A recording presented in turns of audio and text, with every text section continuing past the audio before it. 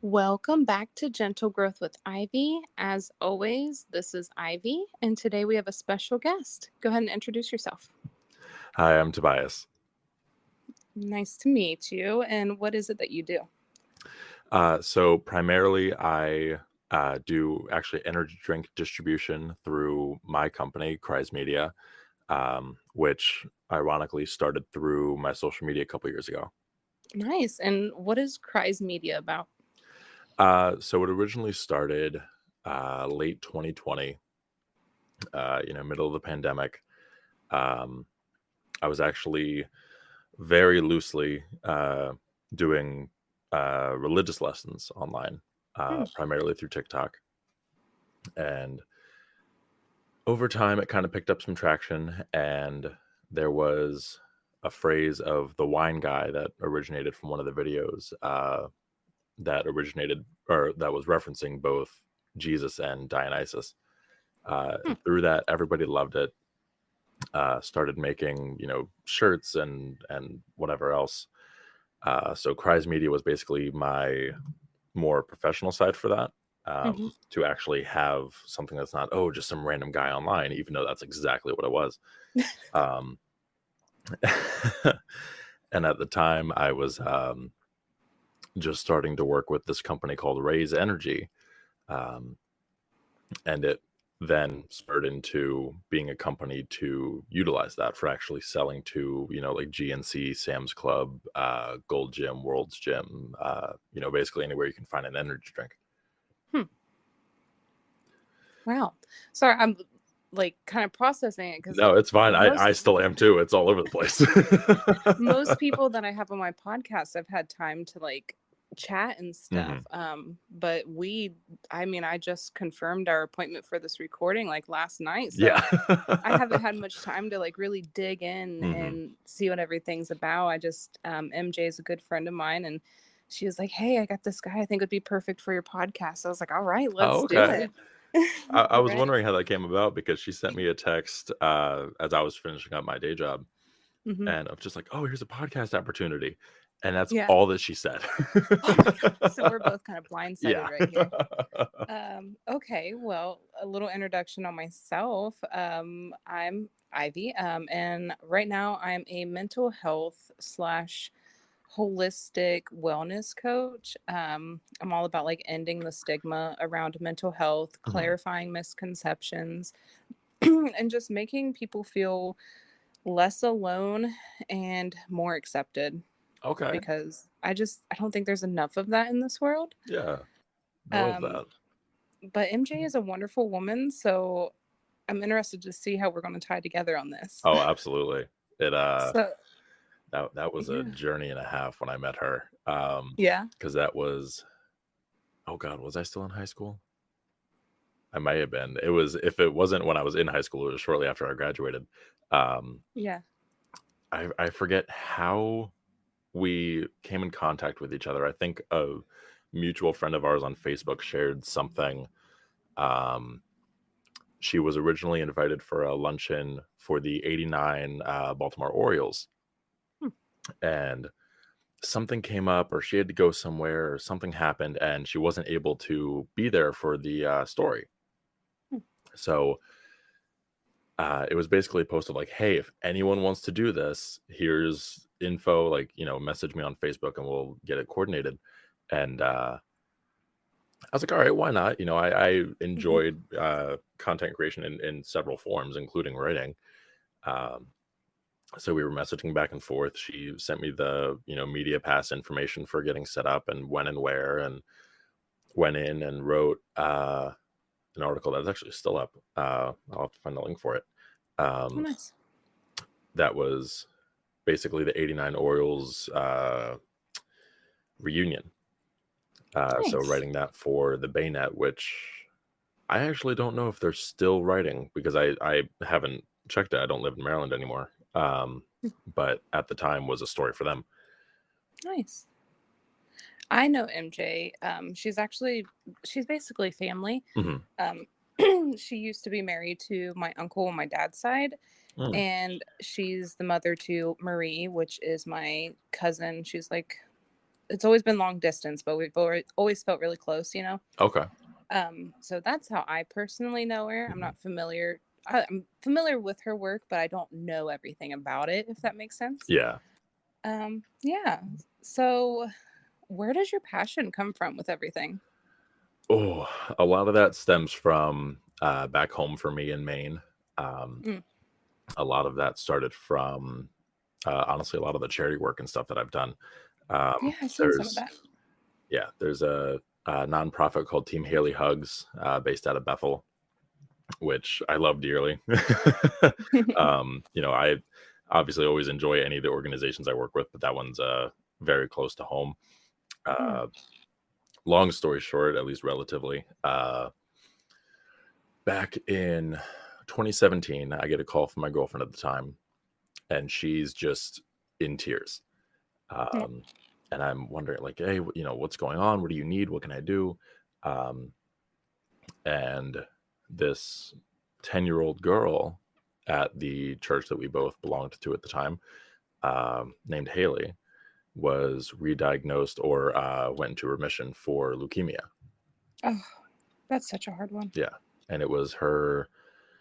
Her mom's gonna kill me for not remembering this. Either her second or third battle, I don't remember at the time. Yeah. Originally, I believe her first was when she was 5. Um, Wow. yeah, so she had a year or 2 about between, uh, that and then going back into remission. Uh, Hmm. and then oh, I'm sorry, that call happened in 2016. She, passed in late 2017. Um, That's hard. yeah, but so Team Haley Hugs basically started as the you see a lot of with especially childhood cancer families where it's go team, insert kid's name here.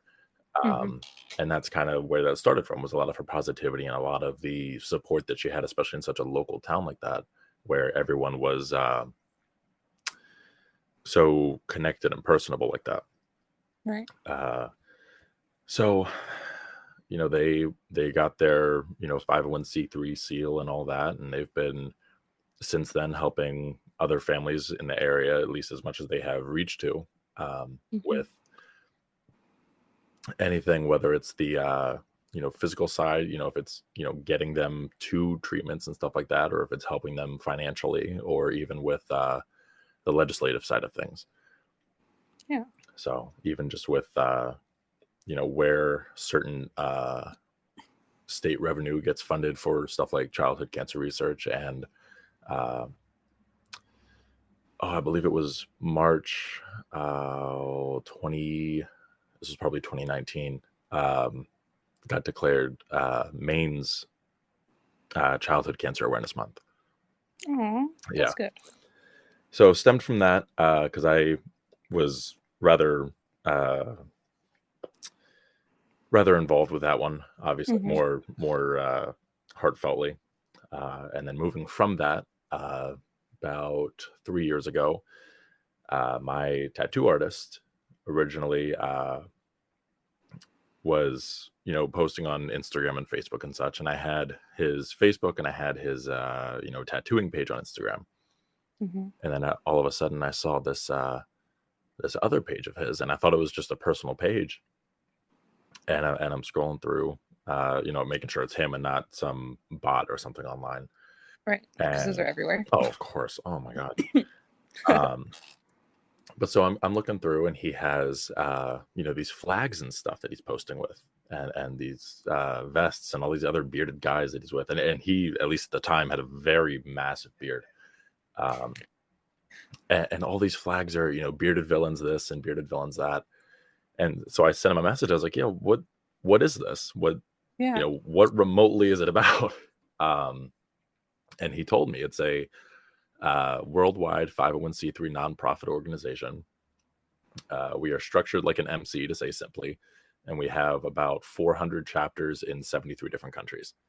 Wow. Um, That's huge. yeah, so each chapter is registered as an individual nonprofit as well. Um, we have over 5,000 members all around the world, and we help basically with everybody else. So, we're a charity ourselves, but we are basically the hands or fundraising or whatever else other organizations need. What? That's That's interesting. Yeah. And is that like where your charity stems from as well? Yeah. Or is that your charity? So that's definitely where a lot of the inspiration, motivation, kind of stuff comes from for working with those charities. Mm-hmm. It definitely also acts as a resource to connect with a lot of those better because simply networking. Mm-hmm. So, you may have one guy who, so for example, east side of Pennsylvania, where I'm at now, that chapter is working with a lot of schools in the area for special ed. They call it Project Sensory. So it's a lot of basically sensory classrooms. I have a very close connection with Hmm. like the autism community, Hmm. just from family members. And then I used to be an ABA therapist myself. Okay. So knowing that they have sensory classrooms, that just warmed my heart. It's so needed. Yeah, absolutely.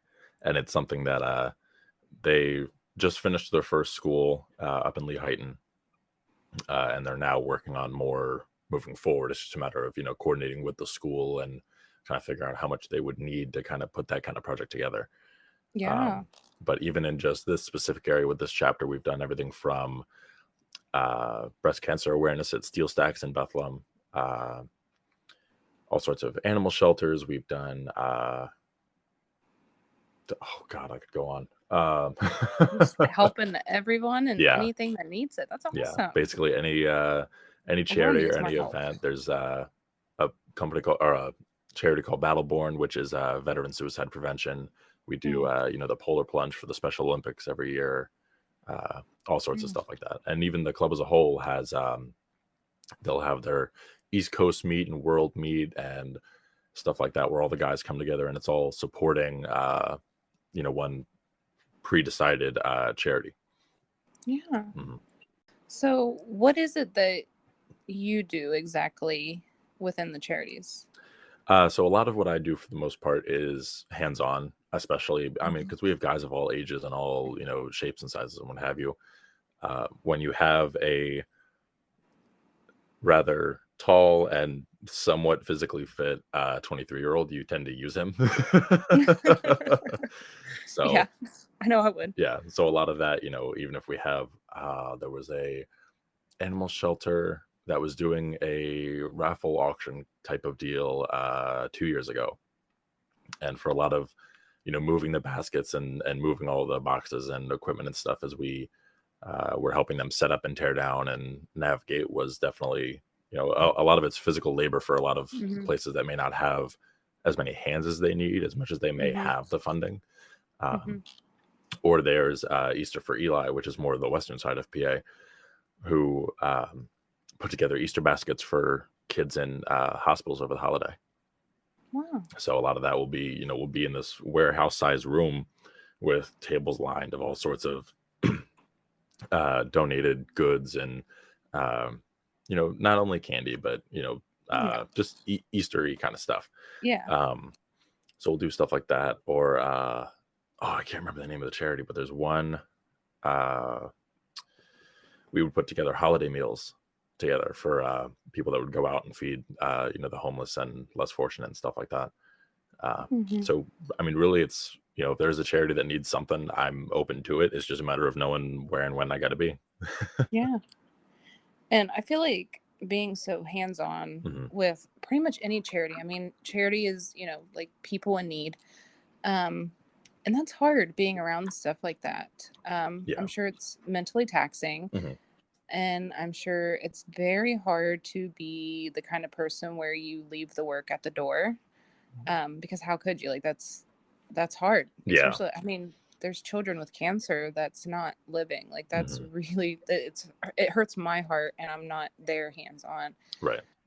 Have you found any coping skills during your time doing all that? Some. I Yeah. mean, even Bearded Villains as a whole is kind of a good example of that because it, Mhm. a lot of the interaction with the guys help, even just with making things a little more lighthearted, even if it's while we're, putting stuff together or even when we're not. Mhm. Like a lot of these meets, a lot of it is beard competitions, honestly. Yeah. So, we'll go up like we're in a beauty pageant and we'll do our Yeah. thing. It's Um, healing in its own way. oh, absolutely. And, Yeah. at the same time, right after that, we'll go get dinner and have a cigar and whatever else. So it's, Yeah. it's rewarding in its own sense.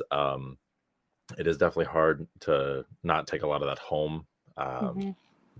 especially with, we have a brother or two who are actually dealing with cancer themselves. So a lot of that becomes, even harder of a challenge just to not dump everything we can into that Hmm. without, destroying ourselves. And oh my goodness, it's beautiful, but it can be a lot if you're not, Hmm. you know, pacing, I guess, for lack of a better word, Hmm. especially for a lot of those more personal situations. Yeah. And part of what I do in helping end the stigma, I work and talk with mostly women. Mhm. Um, and so, I mean, you're the first man to actually come on my podcast, Well, I'm or like, flattered. yeah, I was, I was interested. She's like, I got these guys for your podcast. I'm like, guys, the stigma around men's mental health is so like, Oh, and yeah. men, they can't have feelings. They can't express their feelings. They don't have coping skills. They have to be strong. And, Mhm. you got to just like take it all and not let it affect you. But you're human too. And like, Exactly. you have feelings Mhm. and your feelings matter. And it's really important to, and I like how you mentioned, doing what you can without wearing yourself down. Um, because I know as a mom and as a woman, I'm told often, put yourself first, make sure that you're taking Mhm. care of yourself. But you don't hear that from men. Like, I mean, men are kind of known for, putting themselves first, even when they shouldn't, or, whenever it seems like they shouldn't. Right. But obviously, you're doing charity work. So you're obviously putting other people as a priority and helping them. Mhm. Um, so I like that you said doing what you can without tearing yourself down, because that's important for Yeah. anybody, Oh, not just absolutely. men. And it can definitely Um, be, there's definitely plenty of opportunities where, we have that, as much as I would love to, dump every resource I have into, like some of our guys in North Carolina that are kind of going through it. At the same mhm, time, I got to pay bills at the end of the day, so I can't, right. help as much as I would love to for meeting goals and stuff like that. Um, on top of that, there's even just, it's not that I don't think about it. It's not that I, you know, avoid or choose to forget, whatever. But if you sit on it for so long, it'll take you regardless. Mhm. And that's another thing that's, I think, it is important too, where it's, you can still care and you can, be invested in that without it being your every waking thought until Mhm. something happens, because otherwise that'll consume you as well. Absolutely. Absolutely. And I like, you do your beard competitions, Mhm. which, to some of the ladies listening, were like, oh my goodness, men and their beard competitions. Hey, But, we have the women in there too. I bet you do. They have, they actually have, for those who don't know, because apparently every time I bring it up, nobody has heard about it. Whiskerina is actually one of the categories we do in at least a majority of the beard competitions we host, which Yeah. is the equivalent of women cosplaying beards. Wait, so is it their real beards or fake beards? Fake. So it's Okay. basically ones that they craft them, that the women craft themselves. Oh, I Um, love that. and sometimes, depending on how in depth they get, some of them are, realistic. And there was one, 2 years ago. Our world meet was hosted in Chicago, Yeah. and one of the competitors took every patch that the Chicago chapter had ever put out and stitched it into a beard shaped thing and won first place. So it's little stuff like that. Like some of it'll be goofy, but some of it's Yeah. built to look like a ZZ Top basically, and it's Yeah. amazing to see. So there's always, um, we actually have a counterpart, or a sister club, no pun intended, called the Bearded Villain Queens, which is basically not exclusively significant others, but that's primarily the base for it. But it's, any female that wants to participate or support in the ways that they can. Yeah. Um, That's so fun. yeah. That's awesome. And that's such a good, pastime, something Mhm. for you guys to put some pride in and have some fun and just, kind of pull yourself away from the seriousness of life. Although I'm sure growing your beard is a very serious matter to you guys. It definitely takes some patience, I'll say that.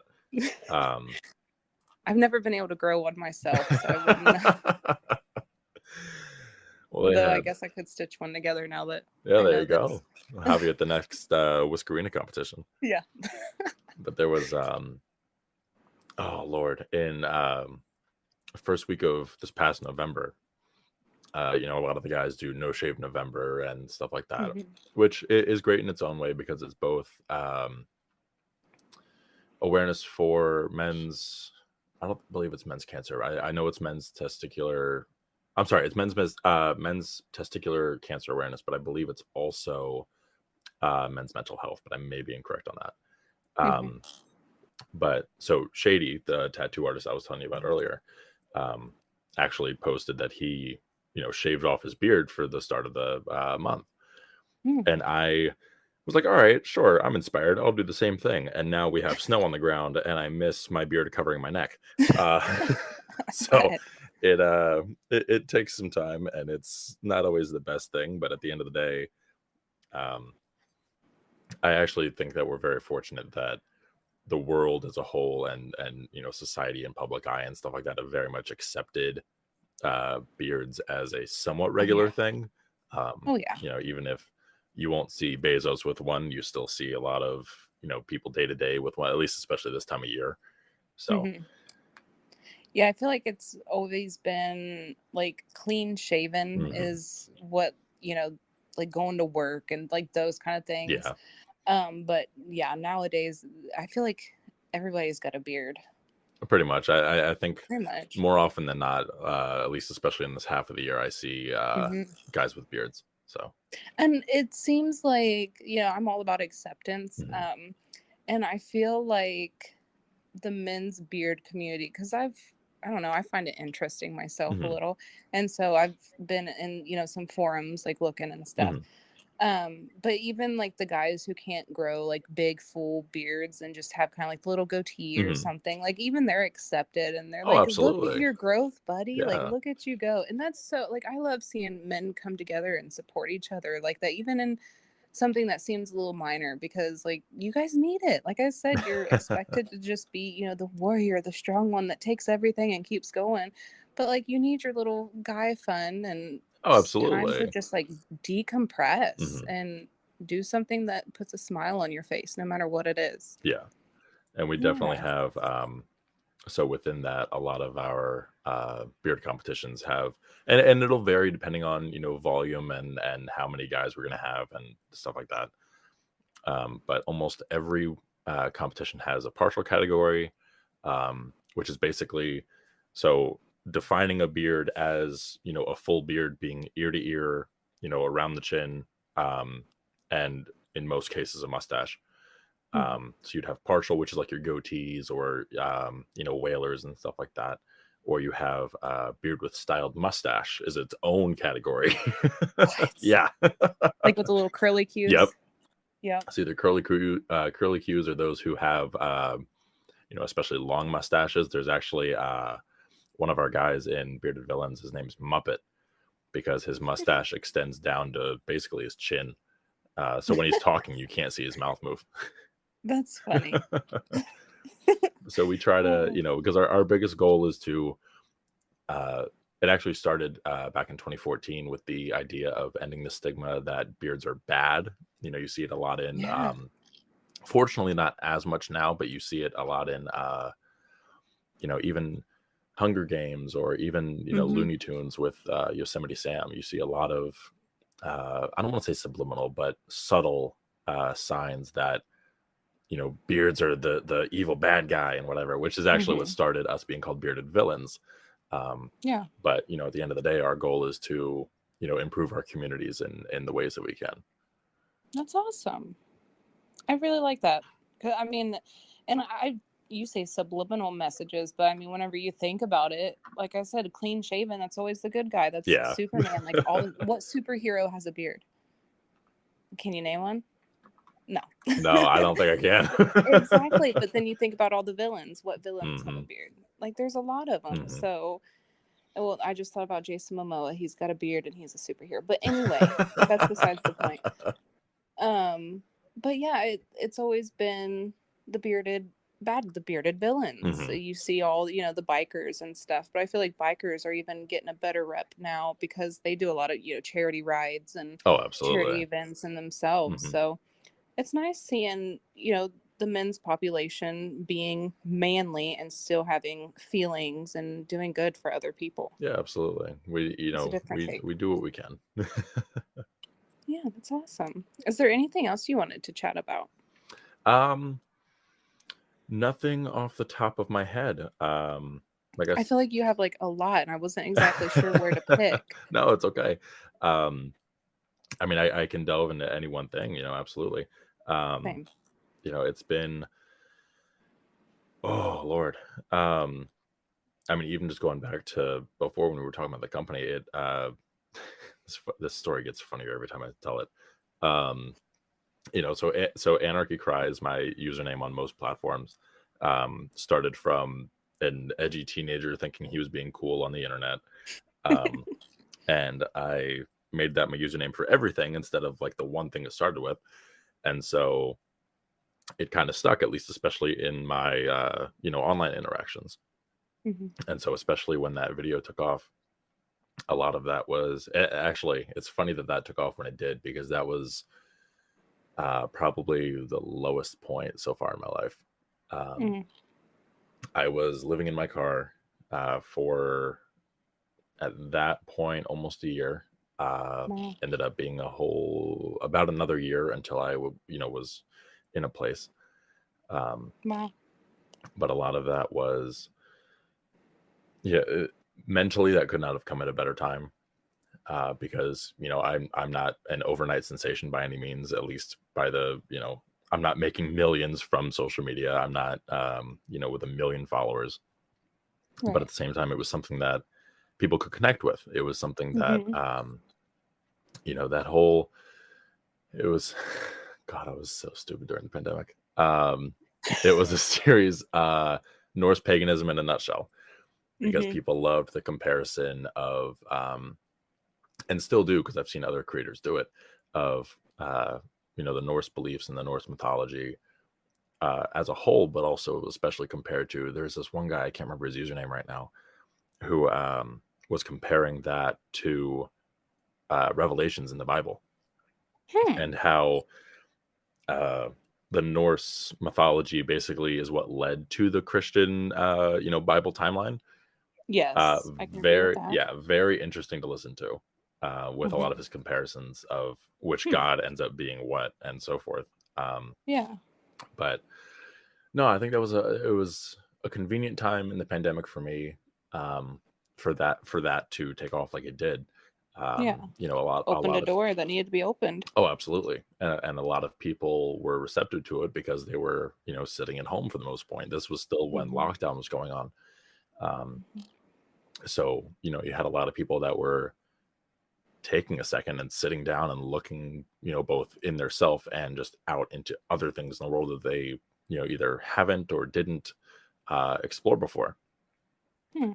I've talked about that before with somebody else that was on my Hmm. podcast here, how the pandemic really just being locked up pretty much.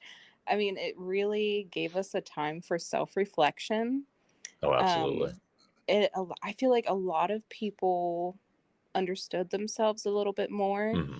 Hmm. We embraced our uniqueness more. Um, and then with everybody being on the internet and expressing our individuality, Hmm. we've developed all these different kinds of communities. Like Oh, absolutely. the internet used to be more uniform. Hmm. And now there is, I mean, you get on TikTok and you can get on all kinds of different algorithms Oh, I now. know. Oh my goodness. Like there's so many different algorithms that you can get on, and there's like such a big community too. I mean, Mhm. it's not like, back in the day you would get on Reddit or something and there would be, Yeah. a group of 10 to 100 people max. Mhm. And now you're getting on there and there's these people with these very unique interests, and there's millions. Like, personally, growing up, I was a Pokemon fan.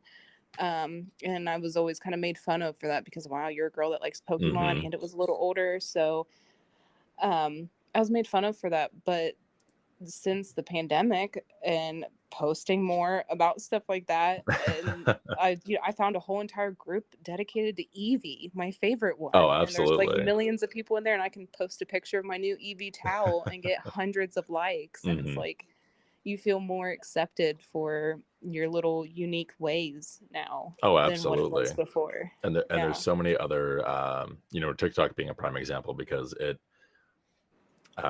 especially, more its latter half of its history became so diverse. There was so many Hmm. things of, you know, and always some good, some bad, but people were sitting in the pandemic, whether they were, at home or somewhere else or whatever else, where they just had these ideas or they had these interests and they pursued them. It was, Hmm. oh, this model thing I've had for 5 years and never finished. What else am I going to do with my time? I finished this model, and it's some very intricate Star Wars thing or Pokemon or whatever it may be. Hmm. Um, Bittersweet. I think AI has definitely contributed to that more so the past year or so. Hmm.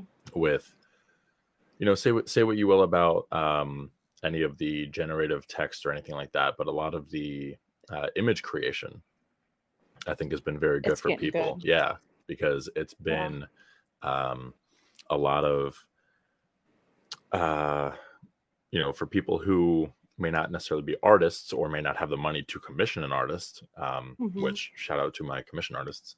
Um, it gave them a way to visualize a lot of their ideas. And I think Yeah. for some people, especially our generation of teenagers that graduated during the pandemic and had a lot of that virtual struggle and disconnection, had a way to kind of realize how to articulate a little better because Hmm. a computer will be very literal. Hmm. So if you're Yeah. saying something a certain way and you didn't get what you expected, you realize you have to kind of change your wording a bit. Yes. I And use AI myself, so I absolutely relate there. mhm. And it's just it's beautiful, honestly, for what it Yeah. is. At least, especially for that side of Hmm. it being a resource. Yeah. I like to use like Chat GPT for Hmm. like creating outlines to things. Hmm. Um, it's just it's nice because I have ADHD. Hmm. So my brain is kind of everywhere all the time. Hmm. So I can tell Chat GPT and the I can just tell it, put this pretty much into an outline, this idea, and Hmm. it can spit out an outline for me, and then I can freely write from each topic, because that's pretty much what I do. Is like, I take a big mess of my brain Hmm. and then put it into an outline, and then I just discuss each topic in my own words. Oh, absolutely. um and so, yeah, I mean, it's definitely controversial. Hmm. um People are saying how it's going to, take over the earth and all this other stuff.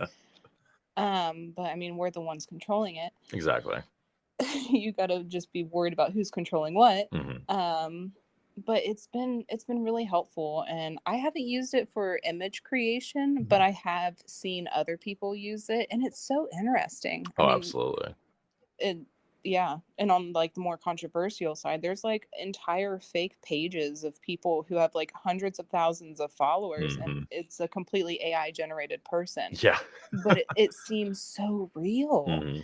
Well, So and the that would be the more of a voices have downfall. gotten so much better too because Yeah.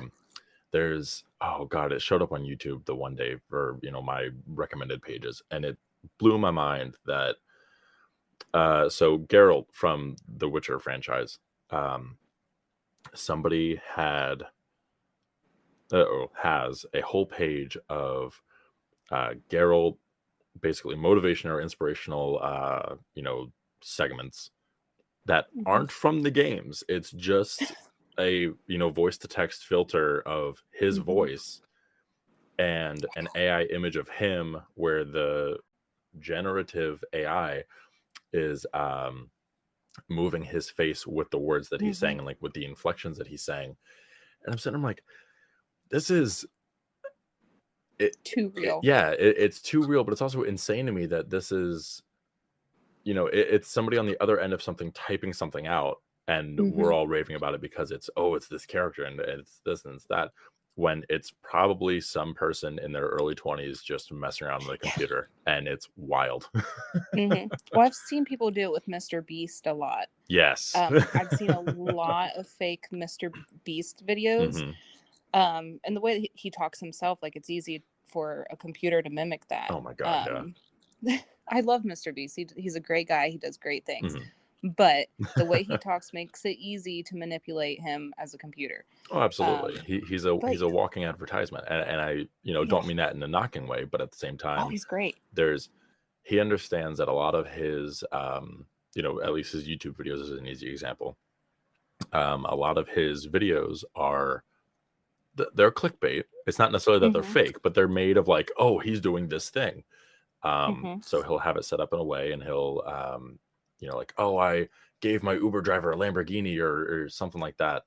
Um, but at the same time, the way that he presents it, it's very fast cut, it's very fast clipped.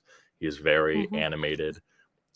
It's, I hate to say it for this upcoming generation, but it's made for the world's greatest babysitter, any Yeah. kid's iPad who's going to be sitting there absorbing it. Hmm. And I can't say anything bad about it because he's making millions of dollars from Yeah. it. Billions Yeah. probably by Oh now. my god. Yeah, it's very successful, but Yeah. I absolutely agree. It's very eye catching. Yeah. And it's inspiring because me as like a content creator who and a podcaster who's Mhm. trying to get not to his level, but Mhm. somewhere maybe in like level 2 there. Mhm. um No, to an but established level. There's nothing wrong with yeah, yeah, exactly. Yeah, that's a good point, thank you. that. um but seeing the techniques that he uses, it pulls me in, and it's not even something I'm typically interested in. I Mhm. spent 30 minutes watching him try out different islands one time, and I'm terrified of the deep water, so I'm Mm. not traveling to these islands anytime, but I still spent 30 minutes watching it. Oh, So absolutely.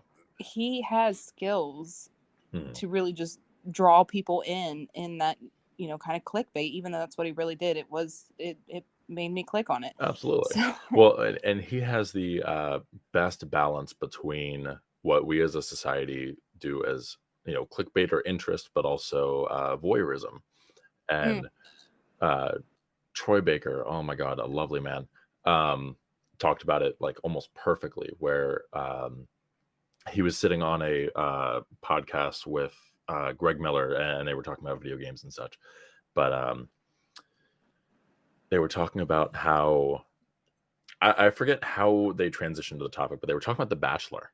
Um, hmm, but you see a lot of like The Bachelor and Jersey Shore and stuff like that, where hmm, we get so invested in it because, oh, I want to experience this thing, but from a hmm. safe distance. That makes a good point. We want to experience as much as we can, but at the same time, we want to do it from a safe distance, whether that's, love, death, sex, fun, whatever it may be. Um, and you see a lot at Mr. Beast is a great example because he, Hmm. you were saying with the islands, he has the money to go do these things, Hmm. and fortunately is using it to put that out there, even if it's, with the goal to make himself more money, which is still commendable. Yeah. um but a lot of the receptiveness from us, I think, is a lot of wanting to see what it is. A lot of the clickbait I see on my feeds are, oh, you wouldn't believe this thing from this video game that came out, 2 years ago. Yep. um and it's people who are doing the most mundane, simple, you know people who are like really invested in those games, probably heard it a million times by now. Yeah. But I can't say anything because they have 500,000 likes on the post. So, Doing something right. yeah. But I Um, think we're hitting a point where we're teetering the edge between voyeurism and basically FOMO. Like not mhm, wanting to miss out on whatever that next thing is, or even if it's an older thing. Basically, mhm, making sure that we're up to date and that we're in the loop, so to speak. And it's beautiful, but the biggest thing is to make sure it's not obsessive. I mm, think, and that's I agree. yeah, and I think that's the biggest struggle that, like I said, even with younger kids now who, and I even yell at my friends who have kids for this, if I see them just absorbing on an iPad to the point where they're Mhm, not, like, oh, hey, can you help me with this? And they're just still sitting there watching YouTube or whatever it is. mhm, Like, that's where your problem's starting. absolutely. Yeah, like I said, I have ADHD, Mhm. and with that kind of comes OCD. Yeah. And so obsessing over things and hyper Mhm. focus is my specialty, Oh, and I know absolutely. exactly how it works. You'll find a rabbit And hole and suddenly it's 3 p.m. yeah, pretty much. But like I've now that I'm more self-aware, I can see it whenever it's happening rather than, 3 days later. Mhm.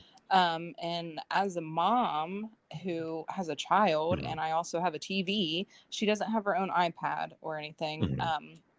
She did at one time just for in the car, but I eventually had to take it away because I seen that kind of, you know, like emotionless face is what I see in a lot Yeah. of kids. They are like so they look empty when they're watching Mhm. certain shows or if they're watching it for too long, and like it's a really weird way because I also used to be an early education teacher. Okay. um, so I worked with children ages 6 weeks old up until 5 years old. Mhm. And as a teacher, there were no TVs, there were no iPads, none of that. I got to see kids play and learn, from morning until afternoon. Mhm. Um, and then I was also a nanny for a little bit. And with nannying, there are TVs and there are the iPads. Right. And so I get to see those kids glued to their tablets and stuff. And if their parents have, no restrictions or Mhm. anything, unfortunately as a nanny I have to respect that and not put limitations on things like that. Mhm. But I have truly seen the difference between an actually active child and a child that's literally addicted to a screen. Mhm. um, it makes a really big difference. So as a mom, I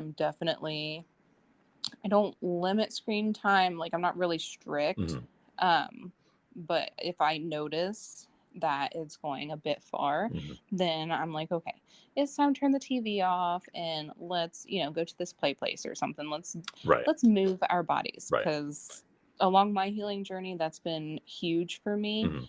Um, as a woman with ADHD, I don't have the necessarily like hyperactiveness with my body. I'm not jumping off the walls, running back and forth or Mhm. anything.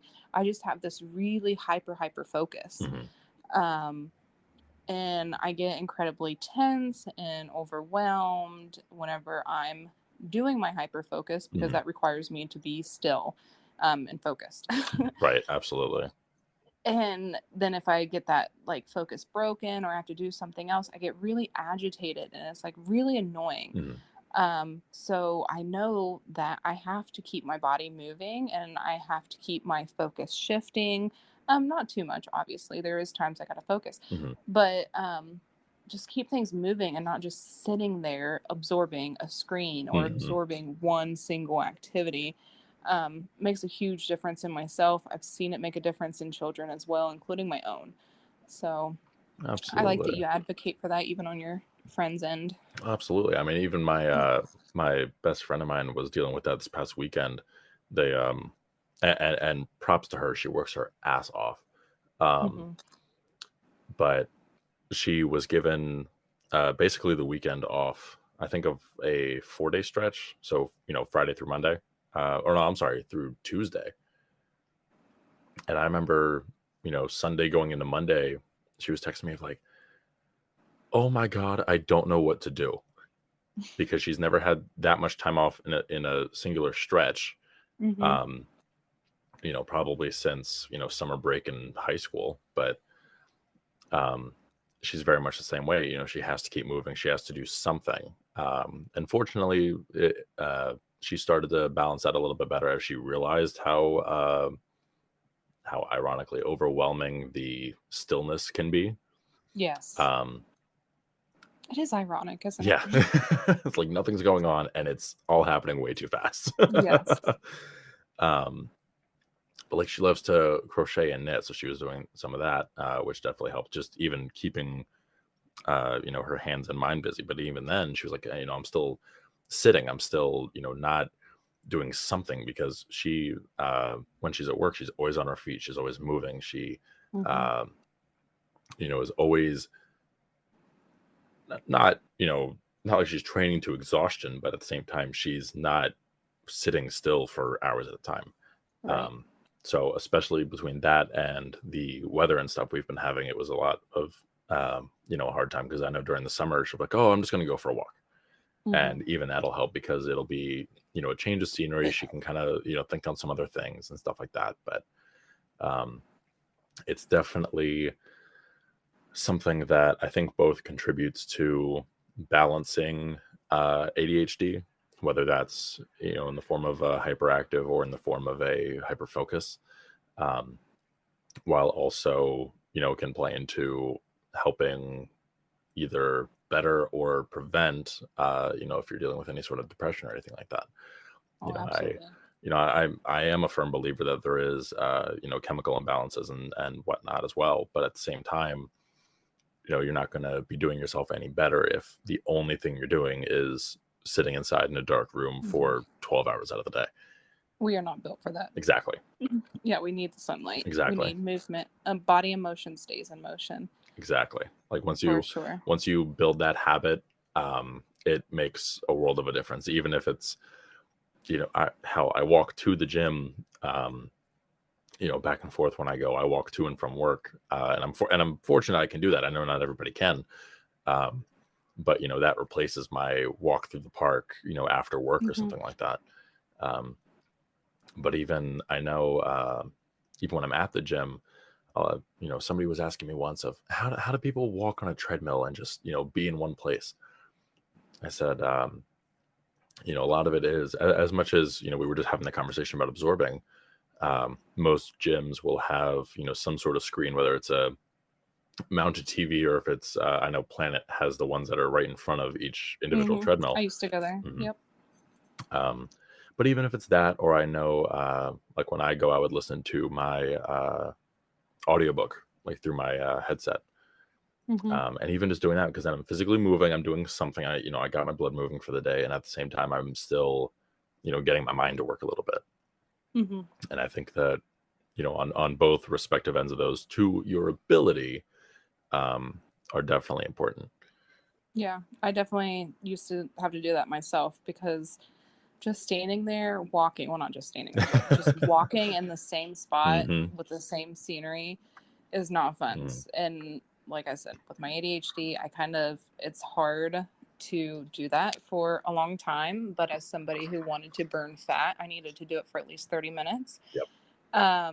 Or, so I thought at the time. But anyway, um, so I would watch like YouTube videos, like music videos, Hmm. to just kind of keep me pumped up and keep going and keep the scenery changing and not get bored pretty much. Oh, absolutely. Um, but yeah, my personal favorite at the gym was like weightlifting because it's just like constant changing. You do something for a little bit, you get a little bored going to the Yep. next one or up the weight, Yeah, and it definitely is a nice cycle once especially if you're familiar with what exercises to do, or hmm, what you're interested in doing. It absolutely. definitely can be a little bit more refreshing than just walking in place for Yeah. half an hour or so. Yeah. Because that can be tiring very easily Mhm. and it's not going to make you want to keep doing it. And if you don't want to do it, that's just no fun. Exactly. So, yeah. Well, we've talked about a lot of good topics Mhm. here. I don't want to cut you off, but I mean, we're going on 50 minutes. No, absolutely. I mean, it's your It's been podcast, it's nice. your pace, so. Yeah. It's been nice and a good a different perspective than what I've had. So that's good. I like the variety. I I like that. appreciate it. I appreciate, Yeah. you having me, Yeah, especially with such absolutely. a last minute, MJ texted me the link. I said, all right, I put in for this time slot. And Yeah. she said, oh, wait, I never sent you the outline. Yeah. So that's when It's okay. what my I remember my comment was just that oh, my friend referred me because I had no idea what Yeah. this was going to be. Same.